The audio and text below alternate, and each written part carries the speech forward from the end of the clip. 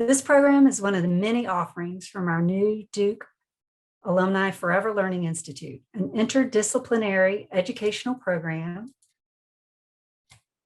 showcasing Duke's faculty and alumni expertise with combinations of lectures, podcasts. We have panel discussions, online courses, and workshops offered virtually. In addition to the live options, you may also find more opportunities for learning with the robust course syllabus, which includes curated playlists on our Lifelong Learning YouTube channel, Duke-produced podcasts, and articles written by members of the Duke community. Today's program is part of the course America Today. This theme focuses on topics that made headlines in the U.S. over the last year and issues that are close to the American experience. So please put, as we said, if you want to put your name in the chat and where you're from, and then you all are welcome to put any questions that you have in the chat function. Today, moderating our discussion is Lisa Janetian. She's the Pritzker Associate Professor of Early Learning Policy Studies at the Sanford School of Public Policy. Her research focuses on child poverty, the economic well-being of families with children, and how public policy shapes child poverty. Welcome to the Forever Learning Institute, Professor Janetian. Thank you. Thank you, Susan, and thank you for that kind introduction. I am honored to be here today to introduce Dr. Carolyn Barnes, Professor of Public Policy and Political Science here at Duke Sanford School of Public Policy. I'm trained as an economist, and for most of my professional career, I've deliberately built in kind of opportunities to rub shoulders and mix it up with people of other disciplines. It's sort of my route to having an authentic lens on understanding people who reside in poverty, on understanding how to support children's development. And I also firmly believe it is the only way to really shape and inform and sharpen policy discussions. So I recently landed here at Duke Sanford School of Public Policy, and there was a discipline that I had never interacted with, and that's political science. So I feel quite honored and graced to be around thought leaders like Dr. Barnes, who's joining us today, who not only studies issues informed from the lens of political science and public policy, but also has a knack for really translating them and making it very accessible to students, to diverse audiences, including the one here, and to public policy makers. And importantly, I want to stress another core character of Dr. Barnes' work, which is she sees strengths in systems where we conventionally, as social policy scholars, tend to see weaknesses. She sees strengths in people where we as social policy scholars tend to always look at and focus on problems. So I'm really looking forward to our conversation today around this extraordinary book. And so I'm going to turn it over to Dr. Barnes, who is going to start with just a few sort of formalizing the presentation, and then we'll go into more informal conversation. Dr. Barnes.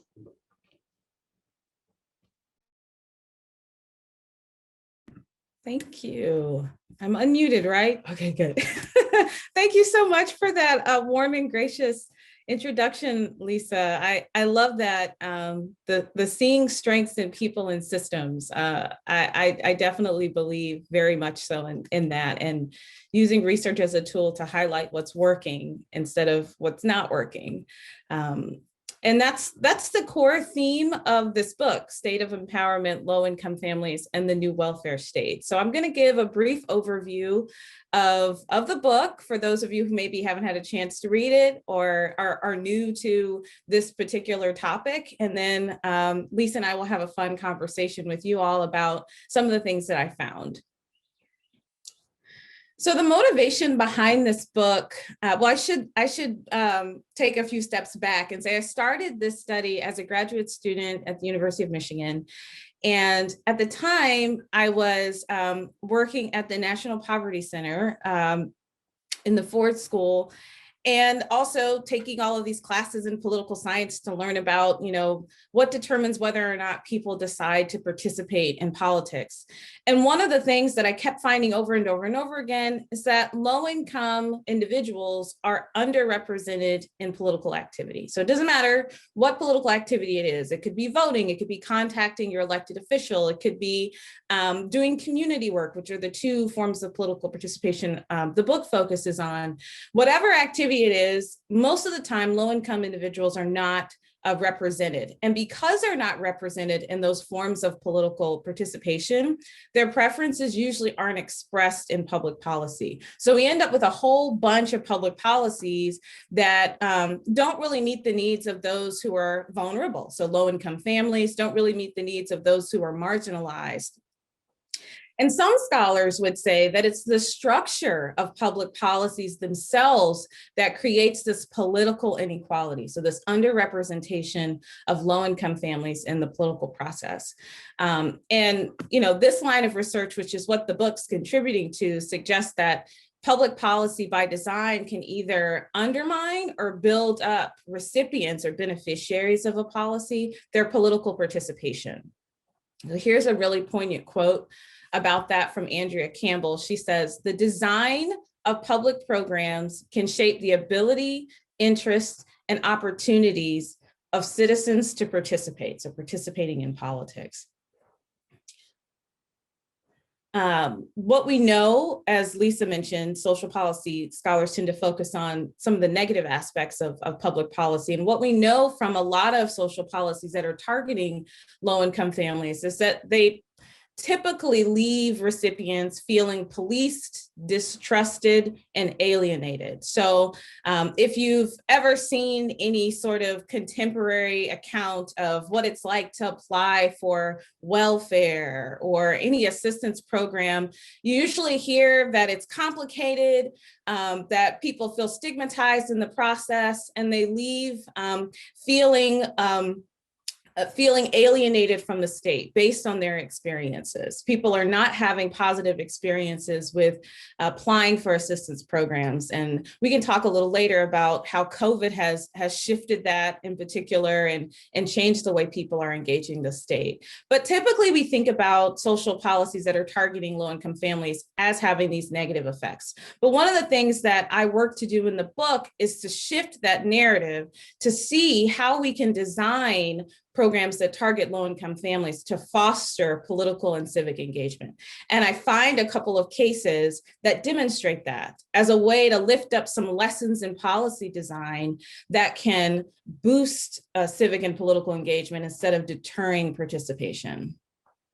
So there are some major shifts in social policy that has occurred in the past 30 years now that makes sort of this exploration of new lessons possible. So we've moved towards work supports in lieu of cash assistance. So in the United States, prior to the mid-90s, there was I wouldn't say generous cash assistance program, but there was an actual cash assistance program called AFDC, or Aid to Dependent, AFDC, Aid to Families with Dependent Children, that provided cash assistance to families whose parents were out of work and needed assistance to meet household needs. We've moved away from that and now support work in lieu of cash assistance. So instead of having a more generous cash assistance program, we have a welfare to work program, and we've shifted resources to work supports like job training and childcare to help folks maintain employment. And in addition to that, we've decentralized all of our social service delivery. So we don't have large state agencies and federal agencies that are delivering assistance programs anymore. We're doing a lot more of that through community-based nonprofit organizations. And in addition to that, the way that we deliver services, we're also holding agency workers accountable for the way that they treat participants in new ways. So we've got new performance standards in the space that I'm speaking to in this book with after school care. We've got new performance standards that are encouraging positive relationships between bureaucrats and beneficiaries, performance standards that emphasize attendance and retention and parental involvement. And all of these things shifts the way low-income citizens are interacting interacting with the state. It's moving away from that negative, alienating interaction to something that's more positive, supportive, and inclusive. And then finally, because we've got this decentralized social service division, nonprofit organizations are delivering assistance programs with their own spin on it that's tied directly to the community context around them. They're looking to the neighborhood to decide how to deliver programs, and they're looking to the neighborhood to decide how to incorporate recipients into program design. And all of this comes together in the book. It comes together to create a state of empowerment. So I defined a state of empowerment in 3 ways. Empowering program design that gives, through parental involvement opportunities, parents the opportunity to build skills that enable them. Oh Lord, here we go. Here's my dog. Skills that enable them to participate in politics. Empowering relationships where staff are encouraged to develop supportive relationships with parents, and then empowering organizations where organizations are engaging uniquely with communities, and they're becoming outward facing and drawing parents into local forms of political participation. So those are the main points from the book, and I'm looking forward to talking more about it with Lisa. And this is Einstein. Hi, Einstein. Nice to meet you. Carolyn, do you want to stop share maybe? There you go. Perfect. Okay. So we thought we'd start. We're not coming with the assumption that everyone has had a chance to read your fantastic book, but here it is. Here it is. And we hope that everyone will have a chance to purchase it and to get the full download and all your thoughts. So I wanted to kick off with the introduction to the book, which it just drew me in right away. So I want to share with everyone else in this audience. And here's how it goes. At around 3 o'clock on weekday afternoons, dismissal bells ring at thousands of schools across the country. This was pre-pandemic, just to note that. For millions of students, these bells signal not just the end of the school day, but also the beginning of another important educational activity, federally funded after-school programs offering tutoring, homework help, and basic supervision. At Jackson Elementary in Chicago, the end of the day is an all hands on deck exercise as staff watch what they call riffraff, fights between students from rival schools or gangs. Teachers stand outside their classrooms monitoring lines of students while parents stream into the school's front doors. Older students leave first to pick up younger siblings as staff members announce each other's parents' arrival over walkie-talkies. While this carefully managed sequence unfolds, a few dozen students climb the stairs for English tutoring with Mr. William and Miss Cynthia, or math instruction with Mr. Michael. A few blocks away, the after-school program at a nonprofit, Progress Youth Development Court, is already underway. Parent volunteers are copying worksheets, counseling misbehaving students, and sharing gossip with one another and the staff. Miss Brandy, a longtime Progress parent, snacks on an orange at the welcome desk alongside Lauren, a staff member, as the two work on a portfolio of student artwork for an upcoming awards ceremony. As they sort through the colorful construction paper, Brandy enthusiastically sings along to a gospel song playing in the background. Lauren seems unfazed by Brandy's high-pitched singing. She looks over at Brandy and grins. Soon, students trickle in downstairs, scribbling their names on sign-in sheets and rushing to the playground, basketball court, and computer lab. While parents like Brandy acknowledged the dangers of gang violence and drugs in the neighborhood, they also noted the potential for change. Brandy commented on how the changes in Westfield gave her hope for the children in the neighborhood. She explained, and this is a direct quote from Brandy, "I mean, don't get me wrong, Westfield has its issues, but to see the impact that Progress alone has on this community. I look at some of the children who just kind of hang out in the streets or the ones who dropped out of school. I see them, and then on one hand, like, wow, I'm feeling kind of hopeless for them. But then Progress does this basketball tournament every summer, and so the streets are empty because the boys are going to play basketball. So I see how Progress is centered right here in this radius of this community, and they're having an impact. And so to me, it says it may look this way right now, but there's still hope." So that's sort of the launching pad to my first question. I'd love to understand your path and the scholarship that led to this book and its insights as it relates to after-school programs. Why after school programs? And in fact, I'm already going to build in a question from the chat that mentioned churches as another, I guess, community form of organization. And so I'd love to hear more from you about that. So I chose after school programs in part because of my interest in child care policy and this notion of work support in moving low income families off of cash assistance and into work. And I was looking at all of the research that had been done on social policy and these targeted programs, and there wasn't a lot done on childcare, especially not in the space of how childcare can boost political participation for families. So you had this negative story about how cash assistance or the lack thereof negatively impacted families, but you didn't have anything about these new work supports that were now emerging as sort of the new welfare state. Yeah. So that kind of opened my eyes to the possibility of viewing childcare as a lever, a policy lever for empowerment. On top of that, we really don't know much about what happens when school-aged kids are in childcare. So even within the childcare space, the focus is on early childhood education as opposed to out-of-school time programs or after-school programs that are targeting kids older than 5 or 6. And there's federal policy that governs those programs in the same way that there's federal and state policy that governs early childhood education. And we don't see the emergence of a federal role in after school programs until welfare reform. So we get the mid-90s as sort of this a raised importance of childcare generally. We see the consolidation of the childcare subsidy program. Then we also see the beginning of a federal after-school program and federal funding designated to after-school programs. So that was one of the reasons why that emerged as sort of an important thing. And then I went to after-school programs when I was little. And I went to summer programs that were subsidized by the state and subsidized by the federal government. So I remember getting homework help and being in those spaces. So there was a familiarity with that. And then finally, most of these programs in the childcare space are delivered by nonprofits. So it's an opportunity to see how nonprofit structures are doing things differently, if at all, in relation to these larger public welfare agencies that we're really familiar with. Yeah. That's so funny. You just made me flash back to really good memories in the Boys and Girls Clubs. I mean, that's where I spent my time after school. Super fun.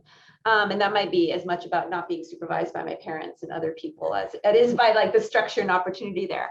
So is another distinction, like going back to the question about churches, is this link to social policy where you don't really think about faith-based organizations having that kind of governmental link, or maybe there's no think about that? Churches are actually really important in teaching lessons about politics. So, in the political participation literature, one of the ways that we position churches is a place where people can learn skills that are relevant to political action, and then also a place where people are becoming sort of interested in politics. And finally, a place where people are recruited for political participation. So churches are still really important. They're not directly connected unless they're funded by, a state or federal grant. They're not necessarily directly connected to the government.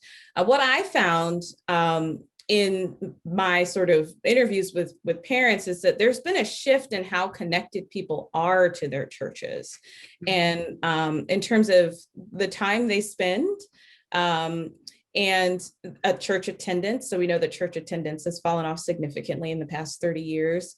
So I think church is still important and definitely important in the Black community, but the nature of people's engagement with church has shifted to where the civic skill building opportunity and sort of those positive political effects are a little dampened. Yeah. What I liked about the after school care case is that families were consistently invested beyond a Sunday morning, right? So they're having, interactions with staff members throughout the week. There are varied opportunities for them to be physically in the program, whether they're choosing to volunteer or attending an event and so on and so forth. So there are these varied points of contact and sort of a commitment to going to those things that I think offer a long-term opportunity to boost participation. Yeah, that's a really good point about every day of the week. Yeah. Maybe this is also an opportunity for you to comment on the ways that policy scholars have treated policy rules in the past and how your perspective differs. And I just set this up as, I can be one of those policy scholars that you can critique. We can have a little debate and how much I've learned kind of working with you that has reframed my perspective. But I would love to hear you share some of that as well. So typically with means tested programs or programs that are targeting low income families where you have to demonstrate you're needy enough to receive benefits. So testing the means, policy rules are thought of as rules that are sort of gatekeeping. They're a gatekeeping function to keep people off of programs that aren't deserving of programs. And then there's this emphasis on sort of fraud and making sure that folks that are on the program are legitimately supposed to be on the program and catching those who aren't.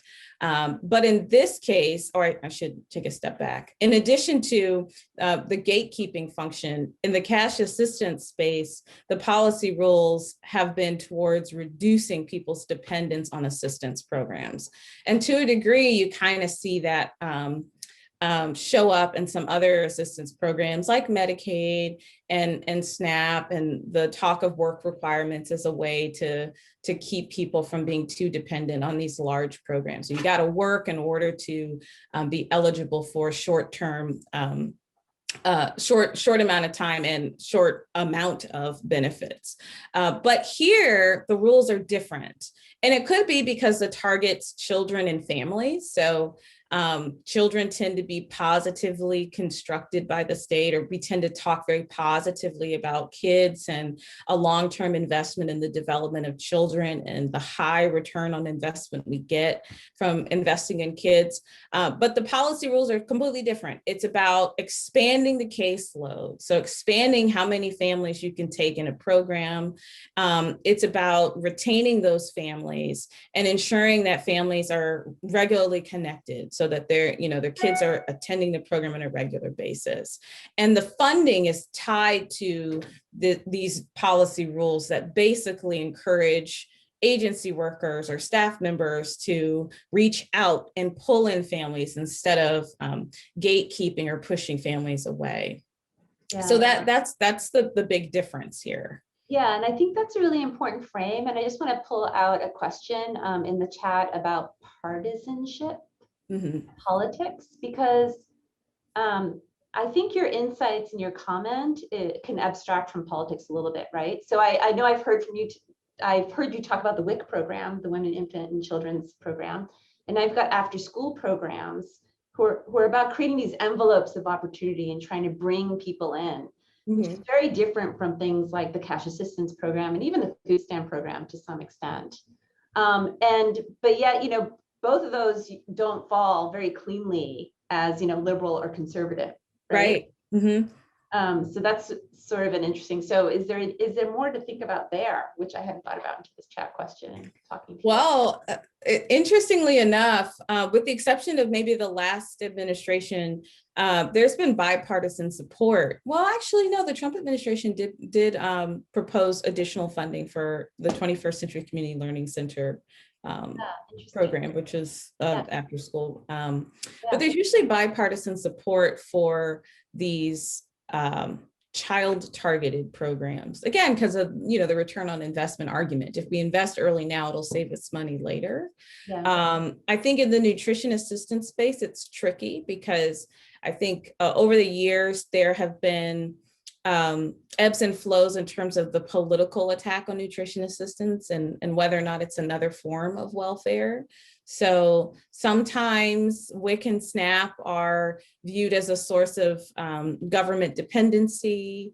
And if you think about the obesity epidemic and concerns about public health in general, what are people spending their SNAP benefits on, and how can, even with WIC, how can we make the nutrition package more restrictive to ensure that people are eating healthy? So I think that there's ebbs and flows in terms of how politicized these programs become along party lines. But in general, people haven't been, I haven't seen like mass a mass political campaign to end these programs. Now, these programs are very young. So the after school care, mid 90s, the child care subsidy came out of the Johnson administration, early. Well, that was also built out in the 90s, right? Yeah, built out in the 90s. Yeah. So these are relatively new programs.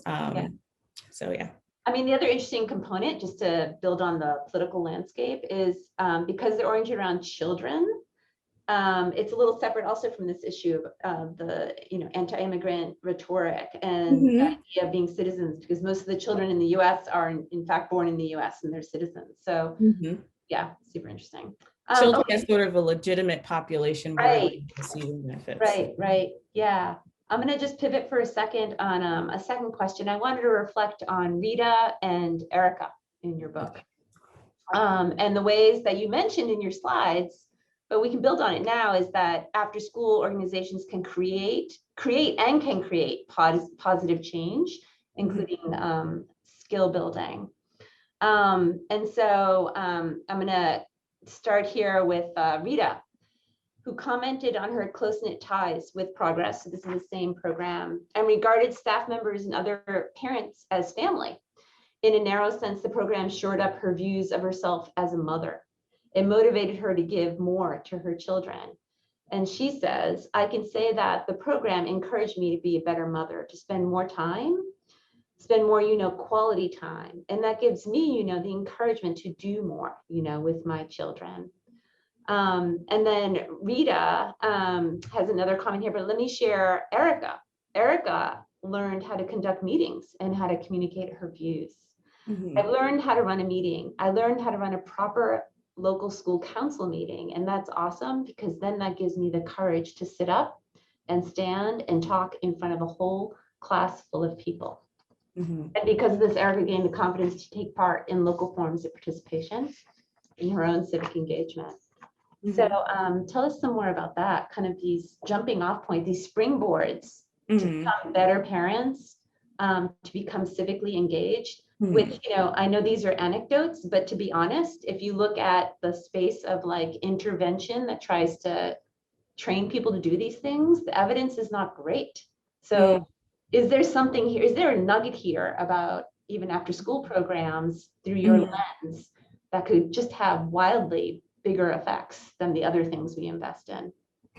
I think going back to the policy rules and sort of the incentive structures that emerge out of those, because the emphasis is on recruitment, retention, and attendance, these staff members really work to engage parents in ways that they aren't engaged in other spaces. So I remember talking to a director of the program, of one of the programs, and he said that he thought that his program offered a listening ear to parents who aren't listened to in their communities and who aren't listened to in other spaces at school, maybe at work, maybe at social services when they're trying to apply for benefits.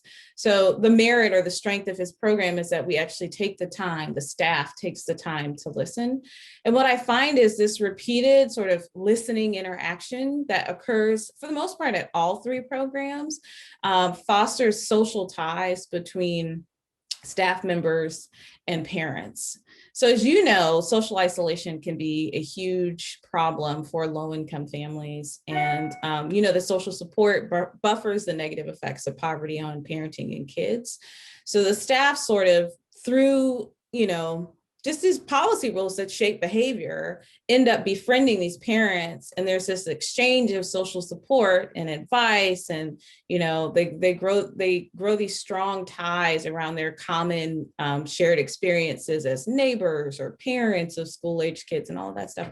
And somehow that coupled with parental involvement opportunities turns like a switch on, right, where they're no longer alienated, but engaged. And it doesn't happen for all parents. So in the book, I have three different types of parents. There are parents who are customers who view themselves as getting a service and are in and out and are evaluating staff members as such. There are parents who are friends who are in that middle space where they develop these supportive connections with staff members. And then there are parents who are active, who have had that engagement switch turned on. Mhm. And it's because they have these strong relationships with staff members, and they have the opportunity to do these parental involvement things and opportunities to get involved in their community that's facilitated by the program. So that's what's happening. You have to have good relationships, engagement within the program, and then engagement outside of the program for all three things to connect. Does that make sense? I want to emphasize the other thing you said, which is listening, which is something you don't hear about when you think of most human service delivery systems. Right. I think it's pretty powerful. Let me pop over to the chat to see if there's something. A lot of good questions here. Yeah, there's a lot of questions here. Let's see.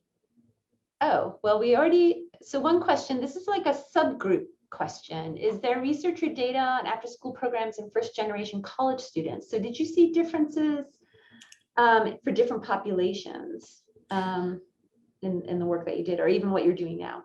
That is a really good question. I am not an expert on the first gen transition to college and the role of after school programs, but I think that's a really important question. Like, does this matter? Do the mobilizing effects matter more for certain kinds of families? I don't know the answer to that, but that is a very good question. Yeah. Let me go to my third question. We can go back to the chat. One striking insight for me in your book is organizations and agencies as mechanisms of empowerment. And it makes me wonder about the role that after school programs might have had in our recent presidential election. Oh, yeah. Just reflecting on that. And I don't know if you know the answer to that, but let's banter about that. And if you could design programs, just if we think there might have been, if we believe some of the insights you've culled from your book, how can we think about programs like after school programs, child-directed programs as a way of democratic inclusion, and as a way of building an electorate that's truly representative of the voters? Yeah. So I think that with the COVID-19 pandemic, out of school time programs became really important because of remote learning and the technology gaps for a lot of parents and communities. So you had people showing up at their after school program needing help on how to support their children, and in many ways how to continue to go to work amidst a global pandemic where we have remote learning in most states.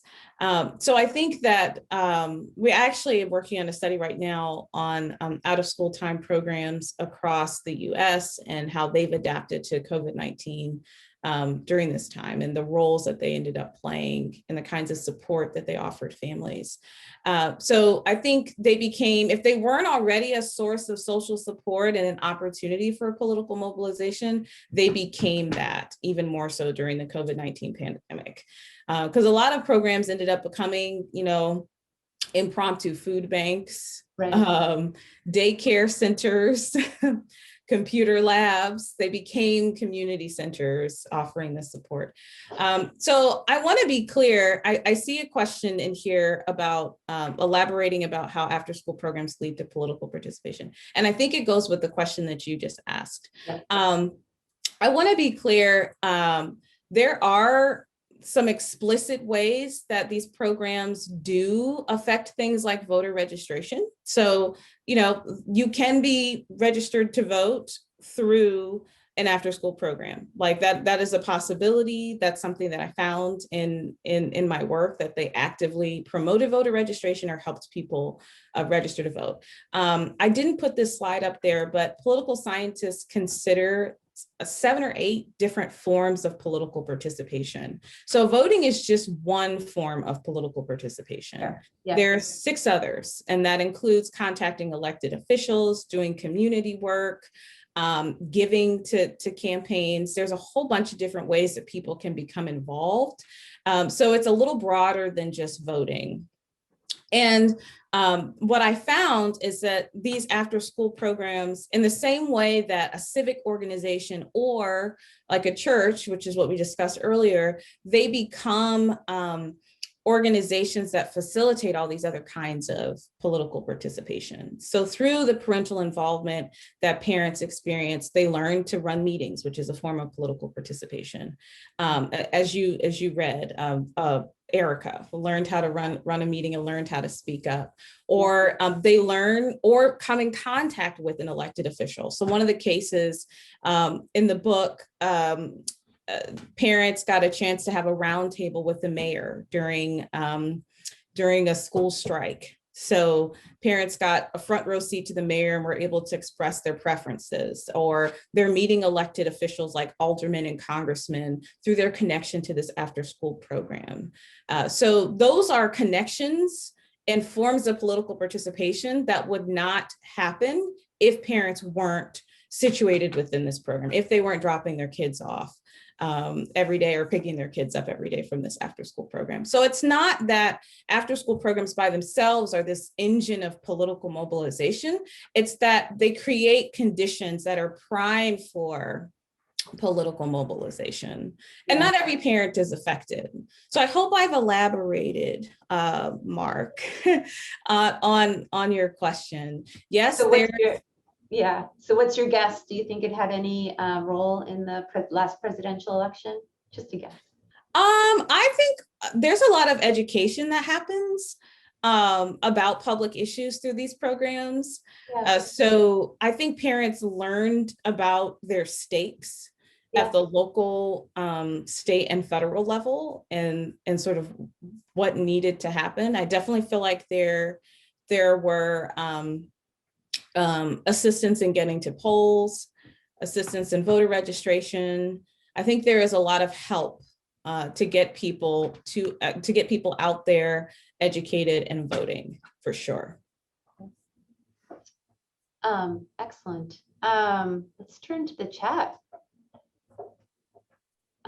So people are sharing some examples and experiences of after-school programs in their own communities, which is great. We're just going to broaden your whole research portfolio through this book talk.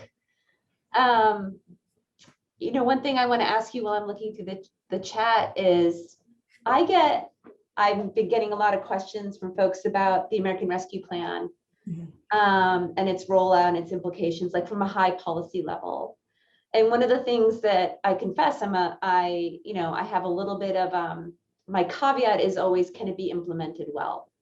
Mm-hmm. And one of the things that I've been trying to at least talk to with the studies that I have with, real families in the field is, what are communities doing to help increase information, education about their eligibility for stimulus checks, right? The how do you file for a child tax credit, right? There's a thing that says I'm eligible, but how do I go from A to B? And now I'm talking to you and I'm thinking, after school programs. So I don't know, what's your read of what's going on in the field there with after school programs as you're back out there? So you talked about COVID, but it seems like there could be a real opportunity here too, with the American Rescue Plan and how it's going to roll out in the next year. That's a really good question. I've noticed that with childcare in general, there's this whole literature on childcare decision making that it's not the same as like help seeking for public assistance programs, right? Like at all. So a lot of times what I've noticed is people are getting connected to these programs and to resources for these programs through word of mouth. So it's usually through another mom that they know, or through the school. In the case of the parents in my study, it was through the community events that the program hosted. Now, they're not doing a lot of community events at this time, but it was through the presence of the program, again, like being outward facing as opposed to insular and protecting kids from bad things, trying to change communities and be outward facing. So it was through those events that they learned of the program and were able to sign up. And we're educated about the policy behind the programs. I did see, I don't want to dodge your question, but I did see. You're dodging my question. I am. I did see a question about what is the funding of nonprofits for this purpose. So there are three major, I just wanted to be clear about this. There are three major federal sources of funding for out of school time programs. One is the 21st Century Community Learning Center grant. The other is the child care subsidy, which supports preschool age care and school age care. And the third one is Title I through ed policy. So different districts can use Title I funding to direct funds to create an after school program for kids. So those are the federal sources. But in terms of, what do I think, what does it look like moving forward? I actually feel like we've got, I don't want to say a crisis. We've got like 2 or 3 steps before a crisis on our hands because we have so many changes happening in the policy space. And I don't think there has been, because usually we're so incremental, and for whatever reason, just like the floodgates have opened in the last year, and it could be, we're at a critical revolution is the way that people have been describing. Right. We're at this critical juncture now where, what we've tried to do for so long is now happening. Right. And I have noticed in my work that the learning costs, I'm calling it learning costs of policy change, are really high for people. And it doesn't matter if you have a child tax credit, like you said, if you've increased that, if people don't know, if we're the only people that know, right? Like, it doesn't matter. And it's so interesting, Carolyn. One thing that I've been thinking about is, sure, like the ideas are bold, and because we don't focus conventionally, the federal government doesn't focus on implementation, it means we can't get creative about implementation. Like, why isn't just everyone defaulted into these things? Right? We still rely on paperwork, documentation, knowing the right person, the right time, trusting the system. Like, that has not changed. That's going to take a while to change without an equally bold information around those components that I know you study in a lot of detail. I'm starting to become more mindful of. As an economist. So and the thing is, it's not like any of this information is widely available. Like, you'd have to do a very specialized search to see what's in the rescue plan, because there was a lot in there, and what your state's going to do with the rescue plan. And it's so new. So we won't even get good policy guidance or anything like that till 6 months from now. I suspect. So I think there's a crisis of information, and making sure people are able to take advantage of all of these major changes. I think it is super promising to think about how that can be grassroots, like how these community organizations can really marshal up the resources for that information crisis. Provided that they can get the information and they can get it in an accessible way, right? Okay, so back to the chat.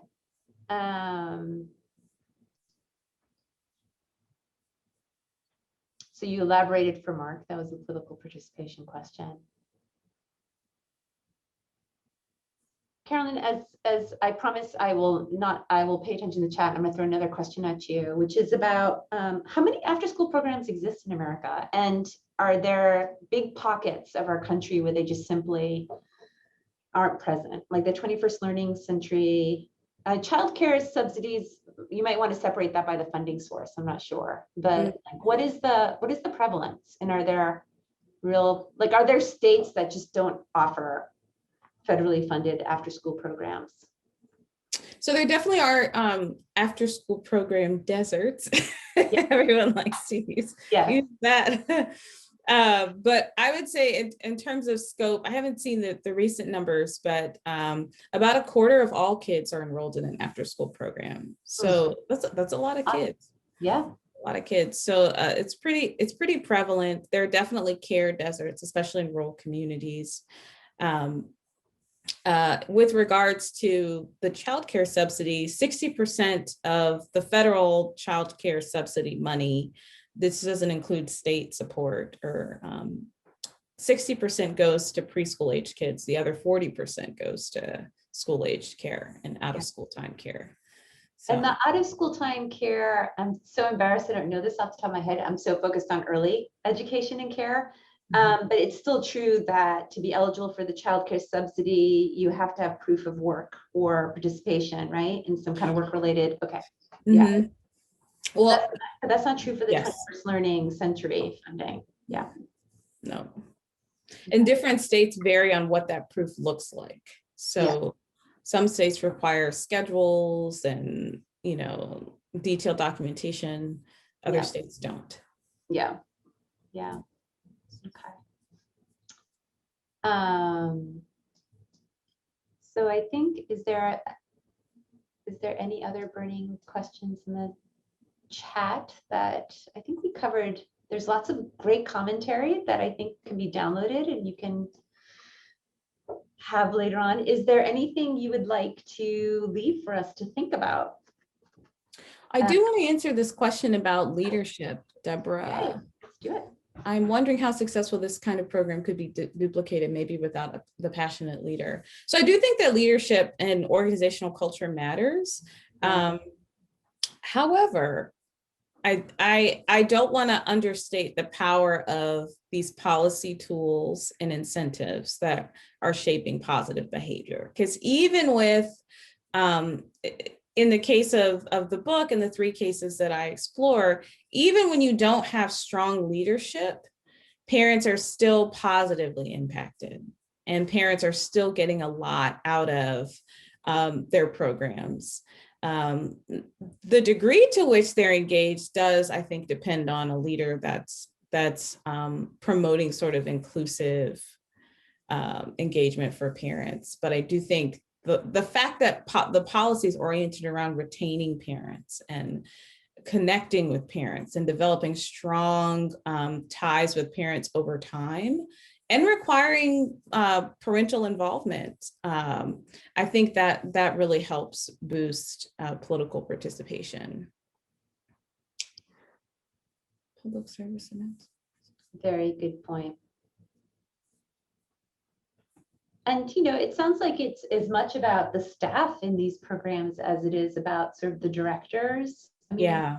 the point you made about listening, that's who you're hiring. It's sort of rapport among all the staff, kind of an agreement that this is kind of the culture we're going to have in this organization. But a director can kind of set the tone, but it's really the staff that has to deliver it. Mm-hmm. Yeah. It's also how you train staff too. Yeah. So if the state requires you, like for example, with the 21st Century Community Learning Center grant, the state of Illinois required staff to regularly contact parents and to measure it. Mm-hmm. So if I have to do that to stay in compliance with the grant, then I'm going to train my staff on how to do that effectively, right? And I might develop different strategies on how to do that, but it's going to be a part of the program. Yeah. Yeah. Yeah.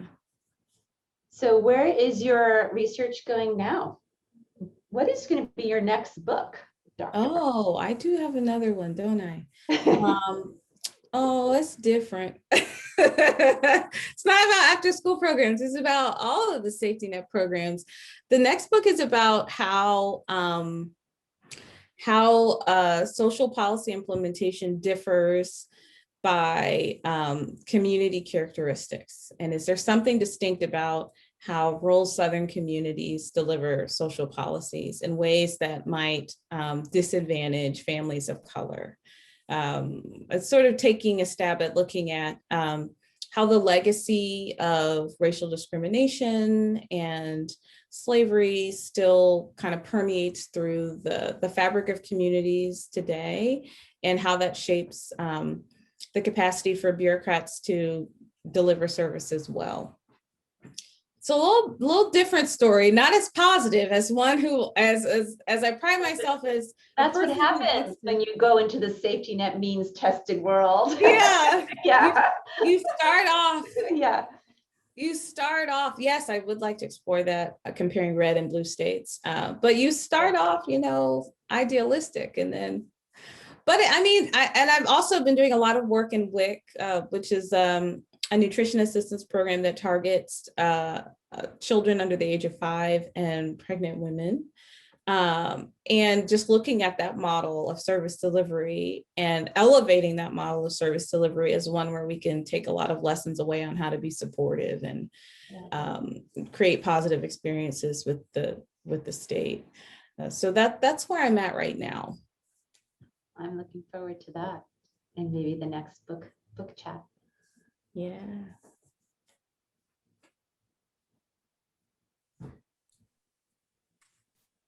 Well, I would like to open it up if anybody else has any more questions. We've got a few minutes. We're happy to have all of you from all over the United States joining us today, and especially our prospective student. And we really thank you, Carolyn and Lisa, for taking time to talk with us. You can see a recording of this session and other sessions available on the Duke Lifelong Learning YouTube channel, which the links are in the chat. You can also find information about our next sessions on the alumni.duke.edu events page. Again, we are so glad you all came. Many thanks to our presenters and our moderator.